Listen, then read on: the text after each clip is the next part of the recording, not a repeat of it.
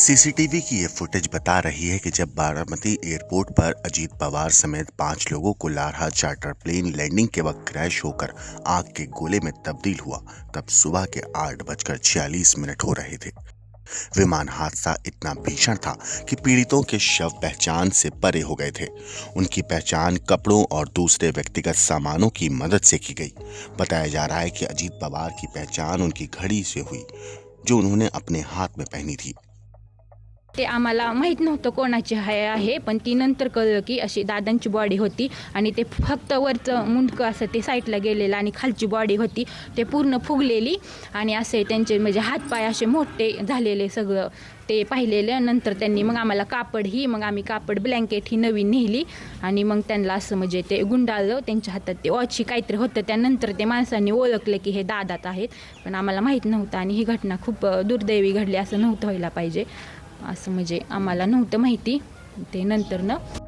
अजीत पवार ने अपने गुरु और चाचा शरद पवार से सियासी रास्ते भले ही अलग कर लिए थे, लेकिन ये मौका शरद पवार पर कितना भारी होगा इसकी अंदाजा लगाना भी मुश्किल है। दुख की इस घड़ी में सुप्रिया सुले के आंसुओं का बांध टूटा तो उन्हें जानने वाले वो भी रोए जो अजीत पवार के सियासी सफर के साथ थे या जिनका रास्ता अलग था। 16 साल में 6 बार डिप्टी सीएम रहे अजीत पवार के विमान हादसे ने पूरे पवार परिवार को तोड़कर रख दिया है। अजीत पवार ने बारामती के लिए जिस चार्टर प्लेन की सवारी ली वो निजी company VSR ventures private limited का लीयरजेट 45 विमान था। अजीत पवार के साथ विमान में पीएसओ विदित जाधव, अटेंडेंट पिंकी माली यात्री के तौर पर थे, जबकि कैप्टन सुमित कपूर विमान के चालक और कैप्टन शांभवी पाठक को पायलट थी।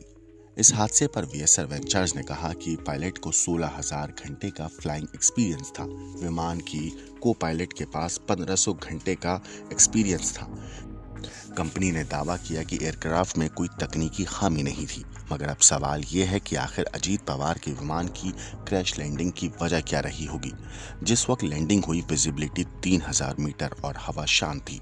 विमान हादसे की तकनीकी वजहों को समझने की कोशिश की जा रही है कि ममता बनर्जी ने हादसे पर सियासी आशंकाएं उठा दी हैं, जिसका अखिलेश यादव समर्थन कर रहे हैं। अब सवाल ये है कि ममता बनर्जी को क्यों लगता है कि अजीत पवार के विमान क्रैश में कोई साजिश है। Message of Ajit Pawar, Deputy Chief Minister. He died today morning in a plane crash. I'm really shocked to see the news. There is no safety and security of the people of this country. Even the political leaders, I do not know what is the fate of the opposition political parties, but he was very much with the ruling party. But before few days ago, I came to know that from social network that somebody from other party, they gave a statement that Ajit Pawar is willing to leave the BJP. And now what happened today, I need proper investigation under the supervision of Supreme Court. Akhilesh Yadav को क्यों लगता है कि अजीत दादा के plane crash की जांच जरूरी है। साजिश भी बता रही ममता बनर्जी। साजिश स्वाभाविक है, क्योंकि बहुत बड़े नेता थे, डिप्टी सीएम कई बार रहे वो, और महाराष्ट्र के बहुत लोकप्रिय नेता रहे। और अगर ऐसी घटना हो जाए, और आज के समय पे जहां हम इतने जागरूक हैं, टेक्नोलॉजी को इतना समझते हैं चीज़ें, तो उन्होंने ठीक ही मांग की होगी, क्योंकि वीआईपी के साथ इस तरह की घटना न हो। तो एक बार को ये बात तो साफ होनी चाहिए कि आखिरकार ये घटना क्यों हुई। पूर्व में भी कई हमारे वीआईपी इसी तरह उनकी जान गई है। तो आखिरकार ऐसी जांच हो जिससे निष्पक्ष पता लगे कि आखिरकार घटना किस वजह से। कांग्रेस अध्यक्ष खड़गे को क्यों अजीत पवार के प्लेन की क्रैश लैंडिंग में कुछ गड़बड़ लग रही है।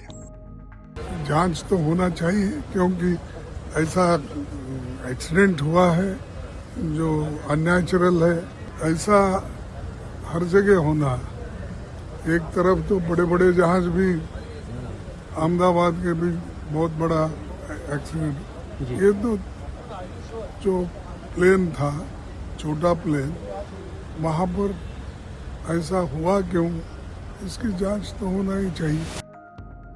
उद्धव की पार्टी के नेता सचिन आहिर को भी क्यों प्लेन क्रैश को लेकर शंका है। इतनी अपेक्षा करूंगा कि लोगों को ये प्रॉपरली जानकारी मिलनी चाहिए कि कैसे हुआ, क्योंकि हमको खुद को समझ में नहीं आ रहा है कि इतनी नेग्लिजेंसी कैसे हो सकती है।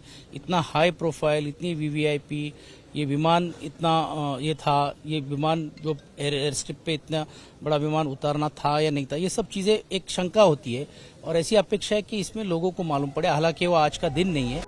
महाराष्ट्र के डिप्टी सीएम एकनाथ शिंदे, केंद्रीय मंत्री चिराग पासवान, बीजेपी नेता अग्निमित्र पॉल भी कह रही हैं, जांच के बिना पवार के प्लेन क्रैश का सच पता नहीं चलेगा।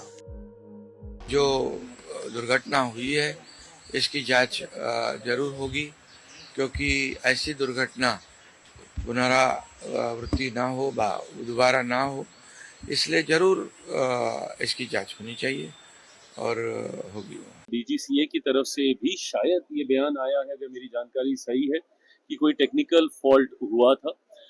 बट हाँ, अगर किसी को अगर ऐसी आशंका लगती है तो जरूर जांच भी कराई जाए। जांच होना चाहिए, क्योंकि ये जो प्राइवेट चार्टर्ड फ्लाइट, इसका तो बहुत खर्चा होता है और उस हिसाब से उसको मेंटेन किया जाता है। तो ये क्यों हुआ, ये तो जांच होना ही चाहिए और होगा।